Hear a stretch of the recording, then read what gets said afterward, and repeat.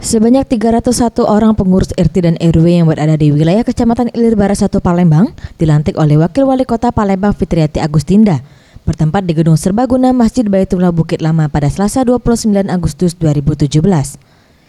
Dalam sambutannya, Fitriati Agustinda menyampaikan selamat dan terima kasih kepada seluruh pengurus RT RW yang dilantik pada hari ini.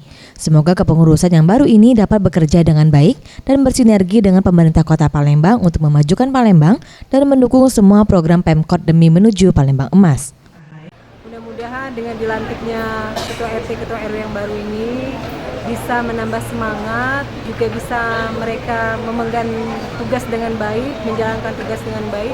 Karena di tahun 2018 tentu saja kita ketahui bersama banyak sekali hal-hal penting atau momen-momen penting yang akan kita selenggarakan Kota Palembang. Nah, oleh karena itu saya mohon tadi pada saat bertemu dengan Ketua RT Ketua RW menghimbau juga agar bersama-sama seluruh Ketua RT Ketua RW bahu-membahu seluruh masyarakat. Untuk kedepannya Pemkot Palembang menghimbau kepada seluruh RT dan RW untuk bahu-membahu menjaga Kota Palembang dan memberikan kontribusinya mengingat ada event besar di 2018 yang sebentar lagi yaitu Asian Games.